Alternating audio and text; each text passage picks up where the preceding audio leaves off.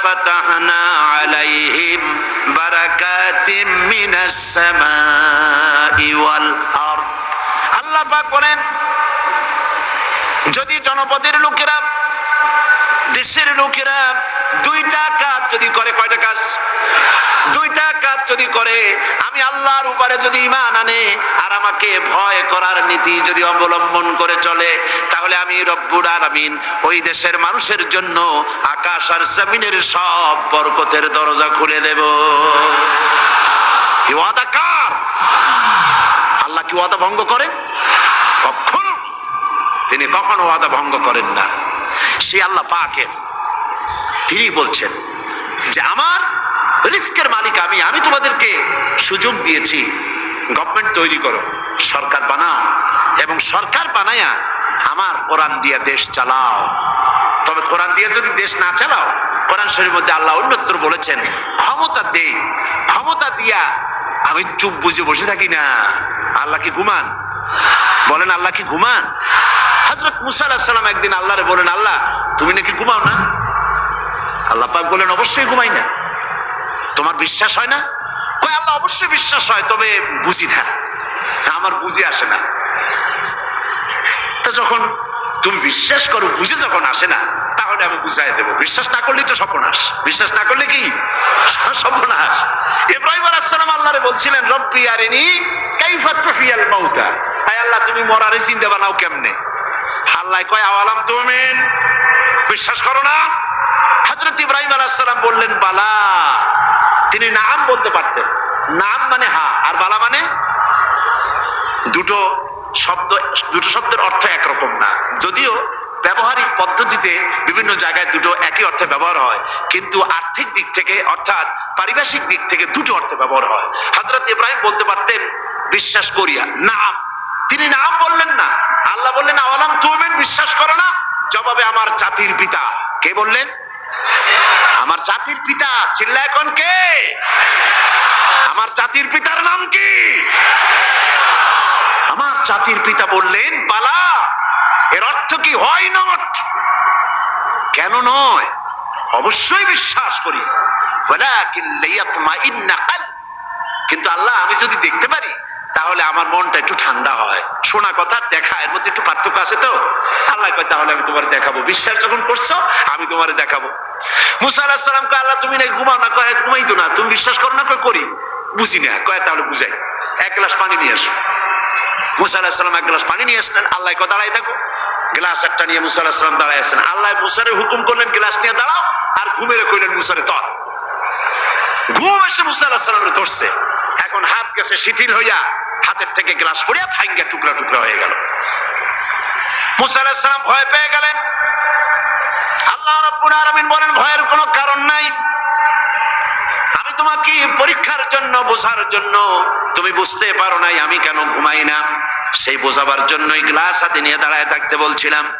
তুমি মুসা একটা গ্লাস পানি নিয়ে কিছু সময়ের জন্য দাঁড়াতে পারলে না, ঘুম তোমাকে হাত শিথিল করে দিল, গ্লাস ভেঙে চুরে চুরমার হয়ে গেল। আর ওই তামাম বিশাল আকাশ, এই সোলার সিস্টেম, এই পৃথিবীতে আকাশে জমিনে গ্রহ নক্ষত্র সৌররাজি নবমণ্ডল ভূমণ্ডল কুল কায়নাত পুরা সৃষ্টি আমার হাতের মুঠার ভিতরে রয়েছে। গোটা পৃথিবীর সব কিছুর ট্রাফিক আমি আল্লাহ কন্ট্রোল করি। আমি যদি ঘুমায় যাই আকাশ আর জমিনের কোনো সিস্টেম আর বাকি থাকবে না। কোরআন শরীফের ভিতরে আল্লাহ রাব্বুল আলামিন সাফ করে বলেছেন লা তাখুযুহু সিনাতু ওয়ালা নাওম। পড়েন লা তাখুযুহু সিনাতু ওয়ালা নাওম। আল্লাহর ঘুমও নাই, তন্দ্রাও নাই। সুবহানাল্লাহ। ঘুমও নাই, তন্দ্রা বোঝেন তো? জিমানি, আল্লাহ জিমায়ও না, আল্লাহর কোনো ক্লান্তি নাই। সুবহানাল্লাহ।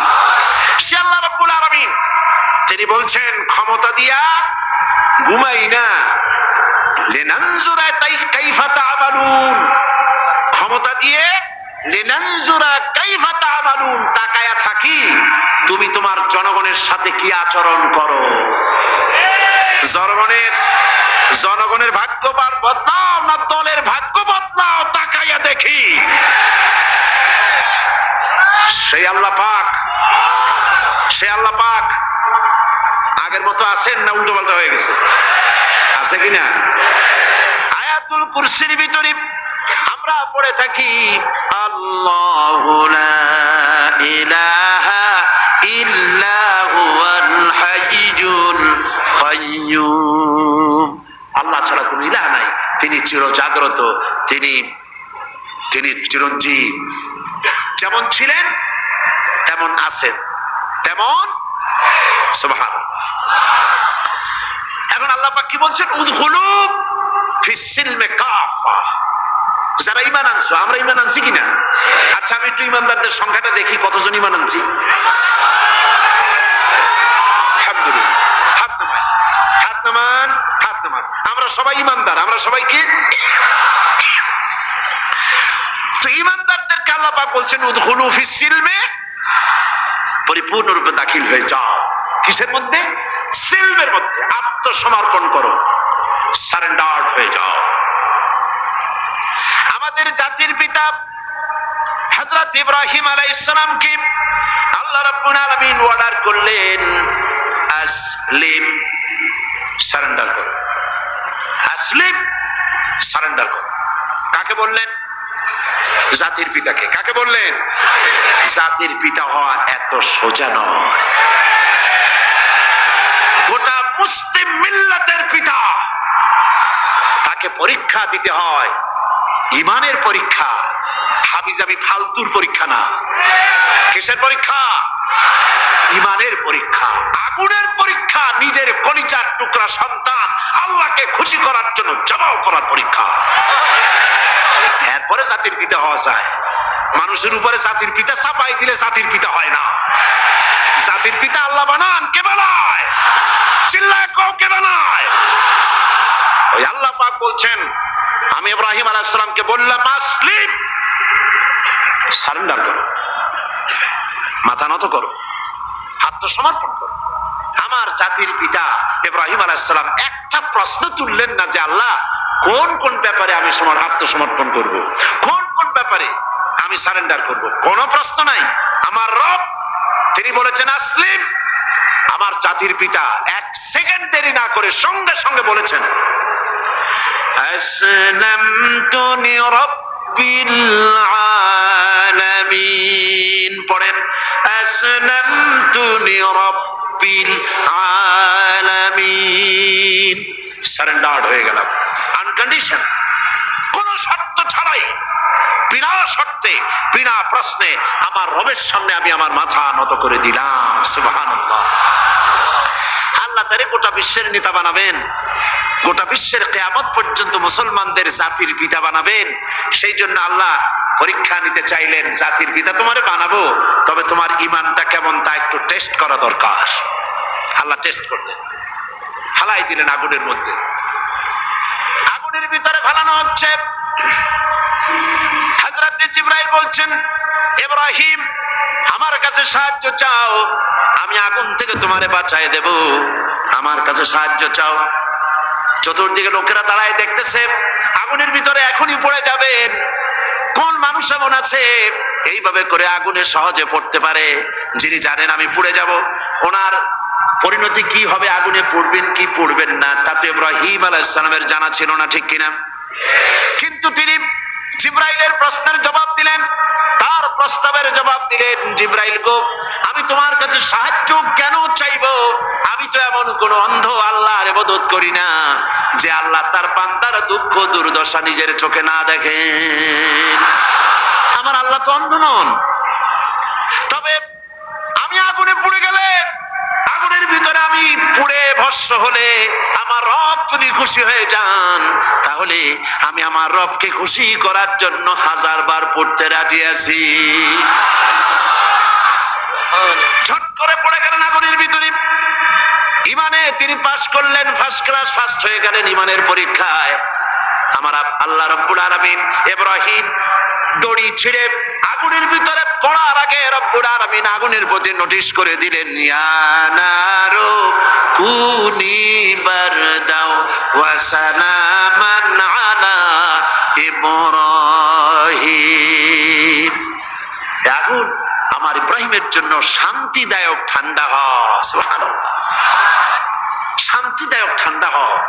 এমন ঠান্ডা হইল, আগুন তো জ্বলতেছে, কিন্তু ইব্রাহিমের বসন্ত দূরের কথা, গায়ের জামাও পড়ে নাই।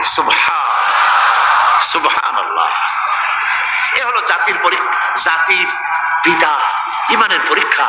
তিনি বলেছেন আসলামতু লিরাব্বিল আলামিন, আমি আমার প্রভুর সামনে মাথা নত করে দিলাম। আল্লাহ আবার পরীক্ষা করলেন, এক পরীক্ষা হলো না, পৃথিবীবাসীর সামনে তোমাকে দেখাতে হবে যে তুমি সত্যি জাতির পিতা হওয়ার যোগ্য। সুবহানাল্লাহ। সবে মাত্র 80 বছর বয়সের সময় ছেলে হয়েছে হযরত ইসমাইল। আল্লাহ রাব্বুল আলামিন অর্ডার করলেন, চলে যাও এই নবজাতক সন্তান আর তার মাকে নিয়ে মরুভূমির ভিতরে রেখে আসো। কি কত বড় মারাত্মক অর্ডার!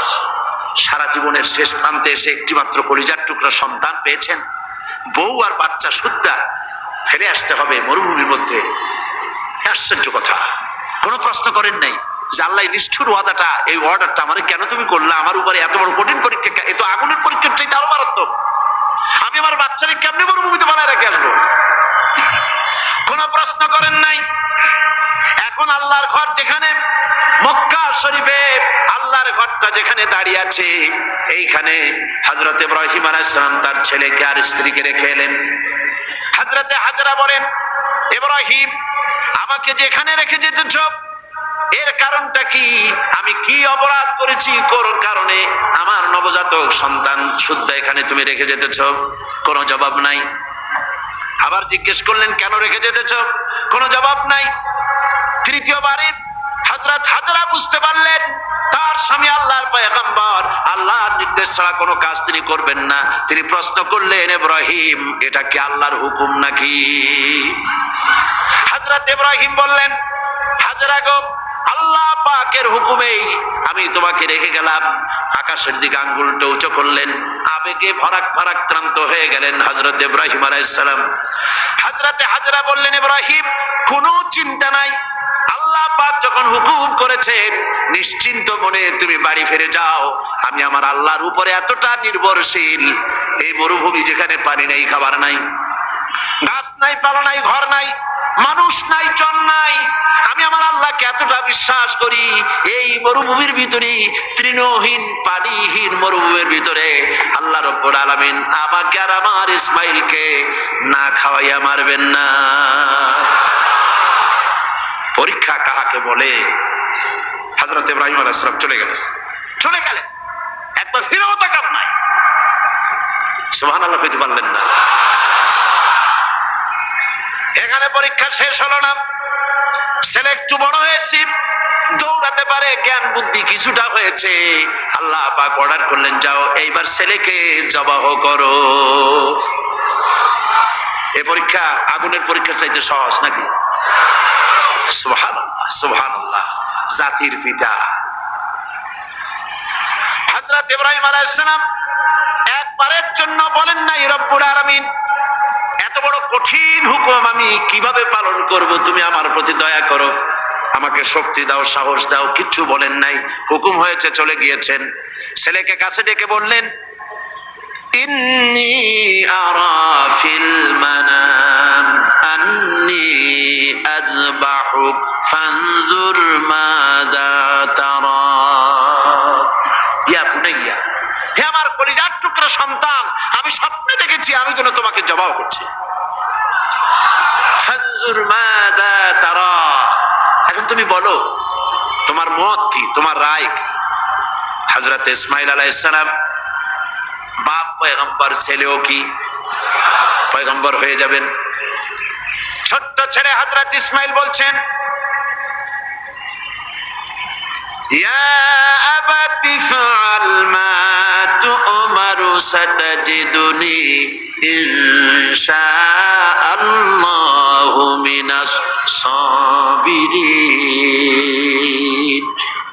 হে আমার পিতা, হে আমার সম্মানিত পিতা, ইফআল মা তু'মারু, আপনি সেটাই করুন যেটার প্রতি আপনি আদিষ্ট হয়েছেন। ওই বাচ্চা ছেলে বুঝতে পেরেছে আমার পিতার স্বপ্ন স্বপ্ন নয়, নবীদের স্বপ্ন ওহীর সমান। ইয়া আবাতি ফাআল মা তুমার, আল্লাহ পাক আপনাকে যে আদেশ করেছেন আপনি তা পালন করুন। সাতাজিদুনি ইনশাআল্লাহু মিনাস সাবিরিন, অবশ্যই আপনি আমাকে ধৈর্যধারীদের মধ্যে পাবেন। সুবহানাল্লাহ। এই পরীক্ষাও হযরত ইব্রাহিম আলাইহিস সালাম পাশ করলেন না করেন না? করছেন কিনা? আল্লাহ পাক বলছেন দেখো ব্যাপারটা কি হলো। হযরত ইব্রাহিম তো জানেন না যে ছেলে জবাহ হবে না, আর ছেলেও জানে না যে সে জবাহ হয়ে যাবে না, কথা ঠিক কিনা? হযরত ইব্রাহিম আলাইহিস সালাম ছেলেকে জবাহের জন্য প্রস্তুতি নিলেন। এবার দেখেন কোরআনের ভাষাটা কি। আল্লাহ পাক বলছেন ফালাম্মা আসলামা ওয়া তাল্লাহু লিল জাবিন, ফালাম্মা আসলামা উদখুলু ফিস সিলমে কাফ, সেই সিলমুন এখানেও সেই সিললাম এখানেও আসছে আসলামা। ফালাম্মা আসলামা, যখন তারা বাপ বেটা দুজনেই আনুগত্যের মস্তককে অবনত করে দিল। হযরত ইব্রাহিম দিলেন, আল্লাহর হুকুমের সামনে মাথা নত করে ছুরি হাতে নিলেন, আর হযরত ইসমাইল পিতার হুকুমের সামনে আল্লাহর হুকুম অনুযায়ী গলাটা পেতে দিলেন। ফালাম্মা আসলামা ওয়া তাল্লাহু লিল জাবিন, গলাটা কাট করে দিলেন। হযরত ইসমাইল বললেন আব্বা একটি কাজ করুন, আমাকে জবাহ করার আগে আমার হাত পা একটু ভালো করে বেঁধে নিন, আর আপনার নিজের চোখটাও একটু ভালো করে বাঁধেন, কারণ আমি আপনার একমাত্র সন্তান। আমাকে জবাহ করতে গেলে আমার গলার উপরে যখন ছুরি ধরবেন আপনার কলিজায় মায়ার উদ্রেক হয়ে যেতে পারে। চোখটা বেঁধে নেন আর আমার হাত পা বাঁধেন, যাতে করে আমার হাত পা আপনার গায়ে না লাগে। আর আমি মরে যাও, আমি জবাহ হয়ে যাওয়ার পর আমার রক্ত মাখা জামাটা নিয়ে আমার মাকে দিয়ে দিবেন, আর বলবেন ইসমাইলের সঙ্গে কিয়ামতের দিন তোমার সঙ্গে দেখা হয়ে যাবে। হযরত ইব্রাহিম আলাইহিস সালাম ইসমাইলকে বাঁধলেন, নিজের চোখ বাঁধলেন, হযরত ইসমাইলকে জবাহ করতে যাবেন।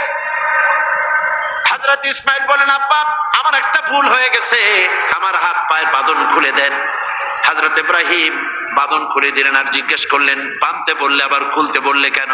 হযরত ইসমাইল বললেন বাঁধার পরে আমার মনের মধ্যে একটা চিন্তা জাগলো, হাত পা বন্ধন অবস্থায় যদি আমারে জবাহ করা হয় তাহলে না জানি কিয়ামতের ময়দানে এমন প্রশ্ন উঠতে পারে যে ইসমাইল আল্লাহর হুকুমে রাজি ছিল না বলে তার বাবা তার হাত পা বেঁধে জবাহ করেছিল। এই প্রশ্ন যাতে না উঠতে পারে হাত পা ছেড়ে দেন, আমি ধৈর্য ধারণ করবো, নড়ব না। সুবহানাল্লাহ। হযরত ইব্রাহিম আলাইহিস সালামকে আল্লাহ পাক এই পরীক্ষায় পাশ করায় দিলেন। তিনি পরীক্ষায় পাশ করলেন। আল্লাহ রাব্বুল আলামিন এবার আমার জাতির পিতাকে ডাকতেছেন, ওয়া নাদাইনাহু আইয়া ইব্রাহিম قد صدقت الرؤيا إنا كذلك نجزي المحسنين وناديناه أن يا إبراهيم, আমি ইব্রাহিমকে ডেকে বললাম ও ইব্রাহিম قد صدقت الرؤيا, তুমি তোমার স্বপ্নকে বাস্তবে রূপ দিয়েছো। সুবহানাল্লাহ, স্বপ্নকে বাস্তবে রূপ দিয়েছো। ইন্না কাযালিকা নাজজিল মুহসিনিন, এইভাবে মুহসিনিনদেরকে আমি পুরস্কৃত করে থাকি দুনিয়া এবং আখিরাতে। হযরত ইব্রাহিমের নাম যতদিন পর্যন্ত সূর্য পূর্ব দিগন্ত থেকে উদিত হবে আর পশ্চিম দিগন্তে অস্তমিত হওয়ার এই ধারা যতদিন প্রবাহিত থাকবে, যতদিন এই পরিক্রমা জারি থাকবে, ততদিন পর্যন্ত পৃথিবীর জাতি ধর্ম দল মত নির্বিশেষে সকল মানুষের মুখে উচ্চারিত হবে ইব্রাহিম আলাইহিস সালাম, সালামুন আলা ইব্রাহিম। সুবহান। কারণটা হচ্ছে আল্লাহ পাক বলেছিলেন আসলিম, ইব্রাহিম আলাইহিস সালাম বলেন আসলামতু লিরাব্বিল আলামিন, আমি আমার প্রভুর সামনে আমার মাথাকে নত করে দিলাম। এটাই মুসলমানের কাজ, মুসলমানকে আল্লাহ পাক শেখাচ্ছেন। قل إن صلاتي ونسكي ومحياي ومماتي لله رب العالمين, পড়েন আমার সাথে, قل ইন্না সালাতি ওয়া নুসুকি ওয়া মাহইয়ায়া ওয়া মামাতি লিল্লাহি রাব্বিল আলামিন। আল্লাহ পাক বলেন, বলো। কাদেরকে বলতেছেন? আমাদেরকে। কাদেরকে? বলো বলো।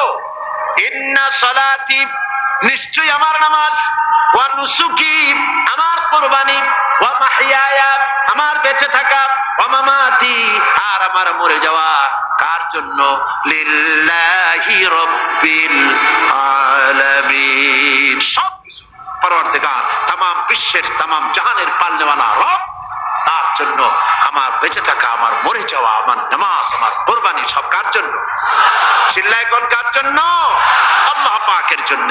এই কথাই আল্লাহ পাক বলছেন, উদখুলু ফিস সিলমি কাফা, পরিপূর্ণ রূপে ইসলামের মধ্যে দাখিল হয়ে যাও।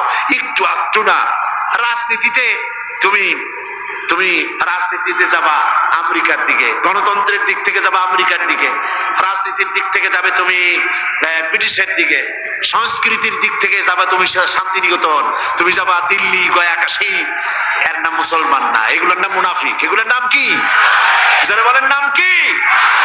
তোমাকে যেতে হবে মক্কা মদিনা হতে হবে। কোন পন্থী? মক্কা মদিনা পন্থী হতে হবে। উদখুলু ফিস সিলমি কাফা, পরিপূর্ণ রূপে ইসলামের মধ্যে দাখিল হয়ে যাও। অল্প একটু আধটু দাখিল হলে চলবে না। সুতরাং ধর্ম নিরপেক্ষ হওয়ার কোনো সুযোগ ইসলামে নাই। আছে? আচ্ছা, আপনারা আমাকে বলেন, দুনিয়ায় কোন নবী ধর্ম নিরপেক্ষ ছিলেন? বলেন একজন নবীর নাম বলেন। একজন নবীর নাম, এই বিশাল জনসমুদ্রের কাছে আমি জানতে চাই, একজন নবীর নাম বলুন যিনি ধর্ম নিরপেক্ষ ছিলেন। জি নাই। একজন সাহাবীর নাম বলতে পারবেন?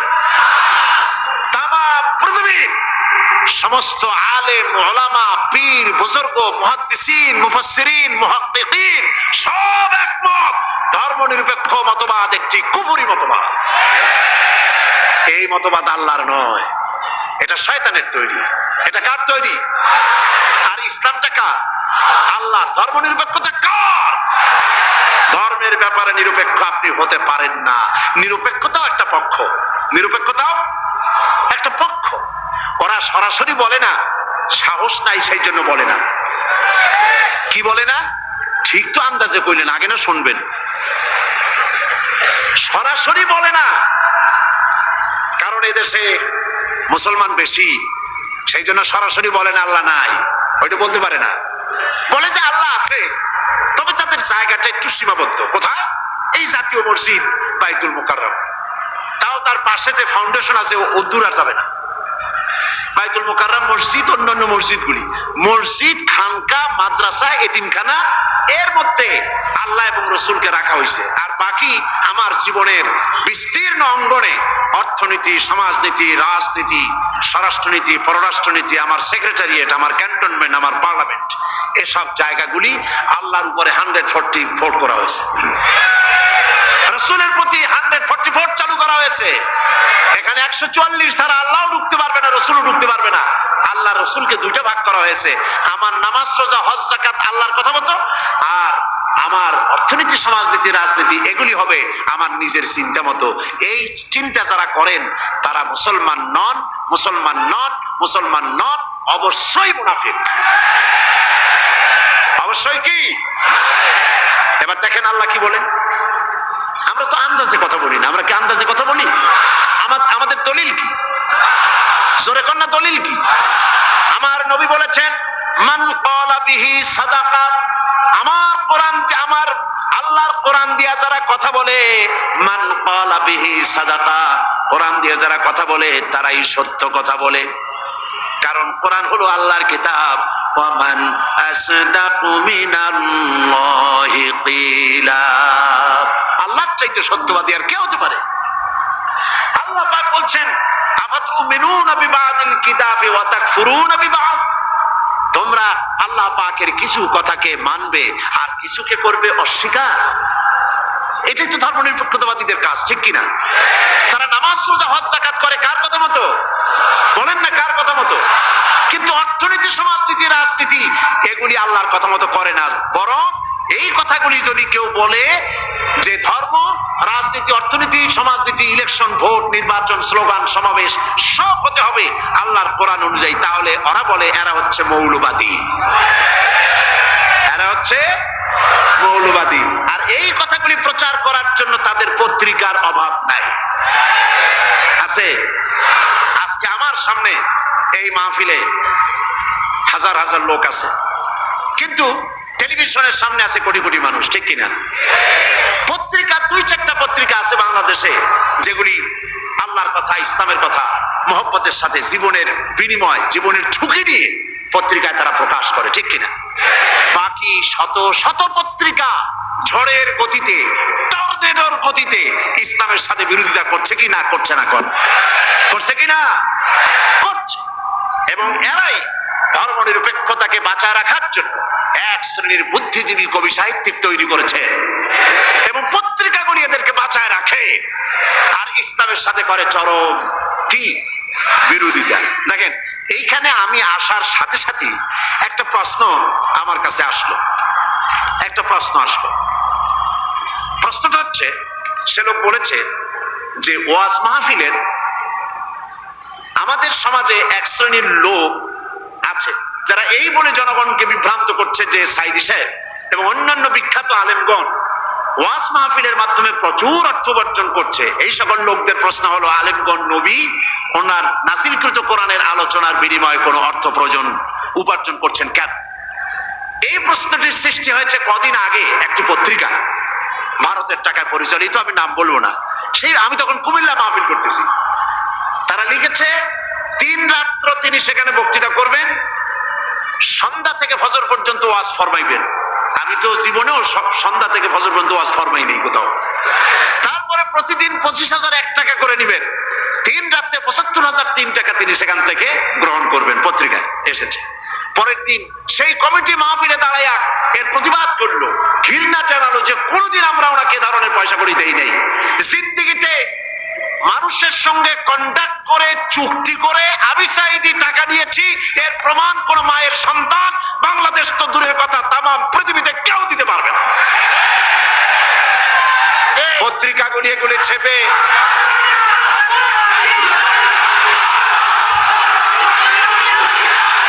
একটাই নমুনা দেখুন, একটা দৃষ্টান্ত শোনাই।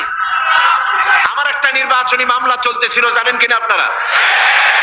গত মাসখানেক আগে যখন হাইকোর্ট থেকে আমার বিপক্ষে রায়টা গেল, রায়টা হলো একজন মুশরিকের পক্ষে, বিচারপতিরা রায় দিয়েছেন।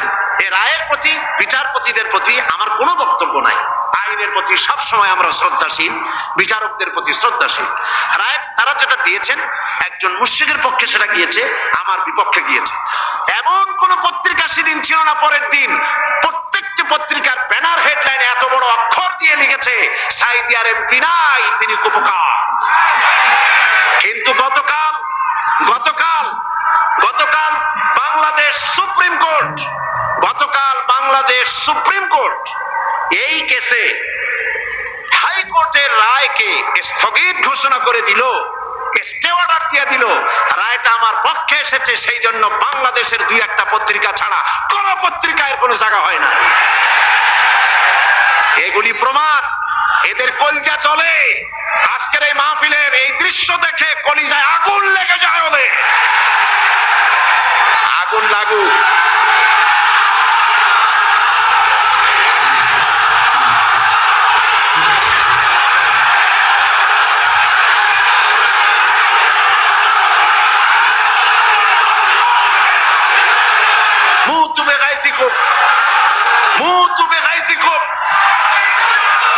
এরা চলতে থাকবে, আর আমার আল্লাহর ফরমান শুনুন। কার ফরমান? ইউরিদুনা লিইউতফিউ নূরাল্লাহি বিআফওয়াহিহিম ওয়াল্লাহু মুতিম্মু নূরিহি ওয়ালাউ কারিহাল কাফিরুন। আল্লাহ পাক বলেন, ওরা চায় মুখের ফু দিয়া আমার আলোকে নির্বাপিত করে দেবে, আমার আলোটারে দুনিয়া থেকে নিভাইয়ে দেবে। আল্লাহ পাক বলেন, ওদের মনের মধ্যে যত জ্বালা পোড়া হোক না কেন, আমার দিনকে আমি, আমার দিনের আলোকে আমি প্রজ্বলিত করে রাখবো। এটাকে আমি পূর্ণতা দান করব। ওদের কলজে যত পুড়ুক, জ্বলতে থাকো, পুড়তে থাকো। তোমাদের চোখের সামনেই এই বাংলাদেশের একদিন আসবে যেদিন তোমাদের নাকের ডগার উপর দিয়ে কালেমার পতাকা পড়ে উঠবে ইনশাআল্লাহ। বলেন ইনশাআল্লাহ, বলেন ইনশাআল্লাহ। এবার বিশ্বকবি কি বলেন শোনেন। বিশ্বকবি আল্লামা ইকবাল বলেন, সতীজা কর রহা হ্যায় अजल से दाइम रोज, सतीजा कर रहा है अजल से दाइम रोज, चरागे मुस्तफावी से शरारे बुलहबीस। সে আবামান কাল থেকে শুরু করে পর্যন্ত নমরুদ, ফেরাউন, হামান, সাদ্দাত, আবু জাহেলের গোষ্ঠীরা নবুয়তের চারাগকে নিভায়ে ফেলতে চেয়েছে, কিন্তু তাদের হাজারো প্রচেষ্টা সত্ত্বে চারাগে মুস্তাফা আবি রাসূল করিম সাল্লাল্লাহু আলাইহি ওয়াসাল্লামের জ্বালানো চারাগটা টিম টিম করে জ্বলতে রয়েছে। টর্নেডো, গর্কি এবং ঝড়ো হাওয়ার মোকাবেলা করে জ্বলতে থাকবে ইলা ইয়াউমিল কিয়ামা। কেউ ঠেকাতে পারবে না। পারবে কেউ ঠেকাতে? কেউ ঠেকাতে পারবে না। সুতরাং কোরআন শরীফের কিছু কথা মানবেন আর কিছু কথা মানবেন না, এটার নাম হচ্ছে মুনাফিকি। এটার নাম মুনাফিক। জীবনের সকল ক্ষেত্রে মানতে হবে কার কথা? আল্লাহর কথা। ধর্ম নিরপেক্ষতার অর্থই হলো ধর্মহীনতা। এই ধর্ম নিরপেক্ষতায় যারা বিশ্বাসী তারাই 1972 সনে বাংলাদেশের সবগুলি ইউনিভার্সিটির মনোগ্রাম থেকে ইকরা বিসমি রাব্বিকাল্লাযী খালাক রব্বি জিদনি ইলমা কোরআনের আয়াতকে তারা তুলে ফেলেছিল। যারা এই ধর্ম নিরপেক্ষতায় বিশ্বাসী তারাই সালিমুল্লাহ মুসলিম হলের মুসলিম শব্দ মুছে ফেলে দিয়েছিল। এই তারাই নজরুল ইসলাম কলেজের ইসলাম শব্দ তুলে ফেলে দিয়েছিল। এই তারাই নিজেদের দলের নামের ভেতর থেকে মুসলিম শব্দটি একটি বিশেষ ধর্মীয় গোষ্ঠীর ভোট পাওয়ার জন্য নিজের দলের নাম থেকে মুসলিম শব্দ বিসর্জন দিতে কুণ্ঠাবোধ করে না। সুতরাং ধর্ম নিরপেক্ষ মতবাদ শয়তানের আবিষ্কার। কার আবিষ্কার?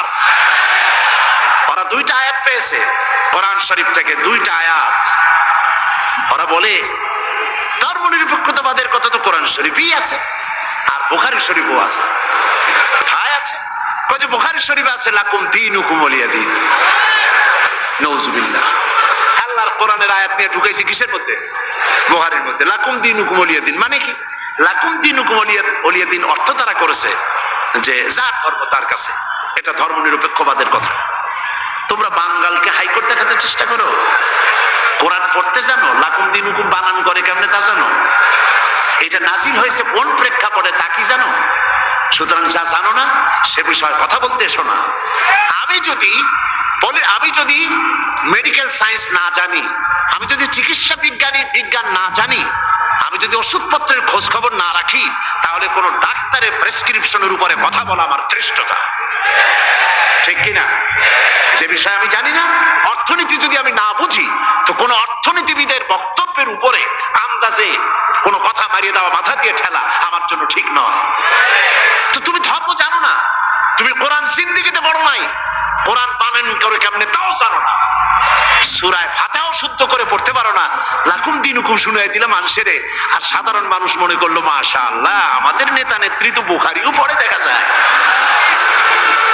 লাকুম দীনুকুম ওয়ালিয়া দীন প্রেক্ষাপট কি? কাফেরেরা বলেছিলেন হে রাসূল, কাফেরেরা বলছেন কুরাইশ নেতৃবৃন্দ, হে রাসূল, হে মুহাম্মদ সাল্লাল্লাহু আলাইহি ওয়াসাল্লাম, আসো ধর্ম আমরা 50-50 করে ভাগাভাগি করে নিই। এইরকমের করে ঝগড়া ভাগড়া করে কোন লাভ নাই, আসো আমরা 50-50 করি। বলে কি রকম? বলে কিছুদিন আমরা মসজিদে ঢুকে তোমার আল্লাহরে দুই একটা সেজদা দেব, আর তুমি কিছুদিন আমাদের মূর্তিগুলোর সামনে এসে একটু প্রণাম দিয়ে যাইও। ধর্ম ভাগাভাগি করে নিই। এই সময় আল্লাহ পাক এই আয়াত নাজিল করলেন। এই সূরার নাম কি? আল্লাহ রাব্বুল আলামিন ওহী নাজিল করে দিলেন, কুল ইয়া আইয়ুহাল কাফিরুন লা আ'বুদু মা তা'বুদুন। হে কাফের বলো, হে নবী বলুন, হে কাফেরেরা, আমরা যার ইবাদত করি তোমরা তার ইবাদত করো না, তোমরা যার ইবাদত করো আমরা তার ইবাদত করি না। সুতরাং লাকুম দীনুকুম ওয়ালিয়া দীন। তোমরা তোমাদের দিন নিয়ে থাকো, আমরা আমাদের দিন নিয়ে থাকি। এটা তো নিরপেক্ষতার কথা নয়, এটা তো পক্ষের কথা। তোমরা তোমাদের ধর্মের পক্ষে থাকো, আমরা আমাদের ধর্মের পক্ষে থাকি। এইটারে তারা বানাইছে নিরপেক্ষর আয়াত। কন্যা নাউযুবিল্লাহ। কোন শয়তান এদের শিখাইছে আল্লাহই জানে। এরপরে আরেকটা আয়াত তারা বেছে নিয়েছে, সেটা হচ্ছে লা ইকরাহা ফিদ্দিন। ধর্মের মধ্যে বাড়াবাড়ি নাই। নামাজও পড়ে না জীবনে, ওদের সে লোকই বক্তৃতা করে কোরআনের আয়াত দিয়া। লা ইকরাহা ফিদ্দিন, সুবিধাবাদ জিন্দাবাদ। লা ইকরাহা ফিদ্দিন মানে কি? ধর্মের ব্যাপারে বাড়াবাড়ি নাই। সেটা কি? সেটার অর্থ হচ্ছে প্রলোভন দিয়ে, ভয় দিয়ে, অথবা পয়সা কড়ি দিয়ে, অথবা চাপ সৃষ্টি করে কোন ক্রমে অন্য কোন ধর্মের লোককে মুসলমান বানানো যাবে না। এই ব্যাপারে বাড়াবাড়ি করা যাবে না। এটাই হচ্ছে আয়াতের মূল বক্তব্য। লা ইকরাহা ফিদ্দিন, ধর্মের ব্যাপারে বাড়াবাড়ি করা যাবে না, সুতরাং তুমি নামাজ পড়ো, রোজা করো, এটারে আর অর্থনীতি সমাজনীতিতে আইনো না। এটা হলো তাদের বক্তব্য। নাউযুবিল্লাহি মিন যালিক। আপনারা আমাকে বলেন, রাসূল করিম সাল্লাল্লাহু আলাইহি ওয়াসাল্লাম তিনি কি রাষ্ট্রপ্রধান ছিলেন না? আমি বুঝি না মানুষের মাথার মধ্যে এই চিন্তাগুলি কেন আসে না। রাসূল সাল্লাল্লাহু আলাইহি ওয়াসাল্লাম একটা রাষ্ট্র পরিচালনা করেছিলেন। তিনি কি রাজনীতি ছাড়াই রাষ্ট্র পরিচালনা করেছিলেন? বলেন আপনারা। তিনি যে রাষ্ট্রের প্রধান ছিলেন, সেটার পরিধি ছিল 12.5 লক্ষ বর্গ মাইল। রাসূলুল্লাহ নবীদের মধ্যে একাই রাজনীতি করেছেন, আর কেউ করে নাই। এমনটি হয়েছে। এই কোরআন শরীফে আর কারো নাম আপনারা জানেন যিনি রাজনীতি করেছিলেন, যিনি রাষ্ট্র চালিয়েছিলেন? বলেন তো নামটা কি? ইউসুফ আলাইহিস সালাম। তিনি খাদ্য এবং অর্থ দপ্তরের মন্ত্রী ছিলেন। একদিকে রাসূল, আর একদিকে অর্থ এবং খাদ্য দপ্তরের মন্ত্রী। কোন দেশে? মিশরের। এরপরে গোটা মিশরের প্রেসিডেন্ট হলেন কে? ইউসুফ আলাইহিস সালাম গোটা মিশরের প্রেসিডেন্ট, দাউদ আলাইহিস সালাম প্রেসিডেন্ট, সুলাইমান আলাইহিস সালাম तमाम পৃথিবীর প্রেসিডেন্ট, রাসূল করিম সাল্লাল্লাহু আলাইহি ওয়াসাল্লাম তিনিও প্রেসিডেন্ট। তিনি ইন্তেকাল করার পরে হযরত আবু বকর রাদিয়াল্লাহু তাআলা আনহু সহ সাহাবীরা রাজনীতি ছেড়ে দিয়েছেন নাকি? বলেন, ছেড়ে দিয়েছে নাকি? হযরত আবু বকর, যার সম্পর্কে রাসূলুল্লাহ বলেছেন तमाम পৃথিবীর মুমিনের ঈমান যদি এক পাল্লায় রাখা হয়, আর এক পাল্লায় যদি আবু বকরের ঈমান রাখা হয়, দুনিয়াবাসী দেখতে পাবে तमाम পৃথিবীর মুমিনের ঈমানের তুলনায় এক আবু বকরের ঈমানের পাল্লাটা ভারী হয়ে যাবে। তিনি খলিফাতুল মুসলিমিন ছিলেন, আমিরুল মুমিনিন ছিলেন, প্রেসিডেন্ট ছিলেন। হযরত ওমর রাদিয়াল্লাহু তাআলা আনহু গোটা বিশ্বের অর্ধেকটা পৃথিবীর প্রেসিডেন্ট ছিলেন, যার সম্পর্কে রাসূল বলেছেন লা নবিয়্যা বাদি ওয়ালা রাসূলা, আমার পরে নবীও হবে না, রাসূলও হবে না। কিন্তু যদি কেউ নবী হতো আমার পরে, লাকানা ওমর অবশ্যই আল্লাহর নবী হয়ে যেতেন। হযরত ওসমান জিন্নুরাইন তিনি প্রেসিডেন্ট ছিলেন। হযরত আলী কাররামাল্লাহু ওয়াজহাহু তিনি প্রেসিডেন্ট ছিলেন না? তাহলে কি করে বলতে পারেন মুসলমানের সন্তান হইয়া, কেমনে বলতে পারেন যে ধর্ম রাজনীতি আলাদা, আমি ধর্ম নিরপেক্ষ? নিরপেক্ষ থাকতে পারবেন না।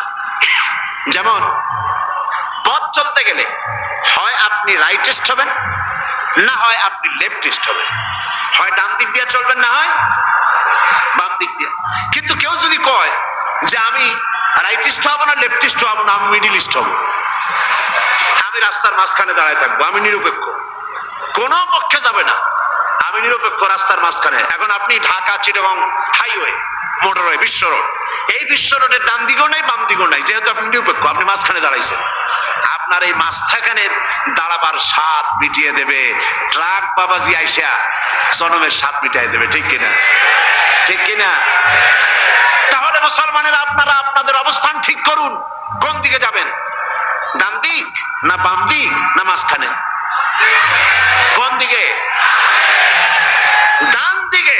আসহাবুল ইয়ামিন, ডান দিকের নেতৃত্ব দিয়েছে নবীরা, এবং এই নেতৃত্ব দিয়ে তারা ডানপন্থীদের নিয়ে যাবে জান্নাতে। কোথায় নিয়ে যাবে?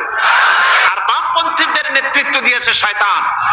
আমি জানি না, বুঝি না, মুসলমান হইয়া মুসলমানের ঘরে জন্মগ্রহণ করে বামপন্থী আন্দোলন কেমনে করে, আমার মাথা ঢোকে না। কোরআন শরীফে বলা হয়েছে আসহাবুশ শিমাল, বামপন্থী। এই বামপন্থীদের নেতা হলো শয়তান। শয়তান বামপন্থীদের নেতৃত্ব দিয়া কিয়ামতের দিন নিয়ে যাবে জাহান্নামে। কোন দিকে নিয়ে যাবে?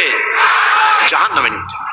সুতরাং আপনি ডিসাইড করুন, আপনি ঠিক করুন কোন দিকে যাবেন, ডান অর বাম অথবা মাঝখানে, কোন দিকে? যদি আপনি বামে চলে যান জাহান্নামে যেতে হবে। যদি মাঝখানে দাঁড়ান, রাস্তার মাঝখানে দাঁড়ালে ট্রাক যেভাবে আপনাকে জীবনের স্বাদ মিটায় দেবে মাটির সাথে মিশিয়ে দিয়ে, ওইভাবে করে আপনি ডানপন্থীও হলেন না বামপন্থীও হলেন না, মাঝখানে দাঁড়িয়ে আছেন, অবস্থান মানুষকে বুঝতে দিলেন না, মুনাফিকের জায়গায় দাঁড়ায় আছেন। শয়তান এসে আপনাকে সবল মেরে জাহান্নামে নিক্ষেপ করবে। নিরপেক্ষতার কোন স্থান ইসলাম নাই, ধর্ম নিরপেক্ষতার কোন জায়গা নাই। এখানে সুস্পষ্ট ভাবে উদখুলু ফিস সিলমে পরিপূর্ণরূপে ইসলামের মধ্যে, সিলমের মধ্যে পরিপূর্ণরূপে দাখিল হয়ে যাও। 16 আনা শুধু এতটুকু নয়, পরিপূর্ণভাবে ইসলামের ভেতরে আসো। নামাজে, রোজায়, হজে, যাকাতে, ওঠায় বসায়, চলায় ফেরায়, বিয়েতে শাদিতে, পার্লামেন্টে, বঙ্গভবনে, ক্যান্টনমেন্টে, সেক্রেটারিয়েটে, দোকানে পাটে, রান্নাঘর থেকে শুরু করে বঙ্গভবন পর্যন্ত সর্বত্র কিসের মধ্যে দাখিল হও? উদখুলু ফিস সিলমে কাফা। 16 আনা পরিপূর্ণরূপে ইসলামের মধ্যে দাখিল হয়ে যাও। অল্প একটু হলে পরে হবে না, 2 আনা 4 আনা হলে হবে না। পরিপূর্ণরূপে ইসলামের মধ্যে দাখিল হওয়ার জন্য আল্লাহ রাব্বুল আলামিন এই আয়াতে কারিমার মধ্যে নির্দেশ করেছেন।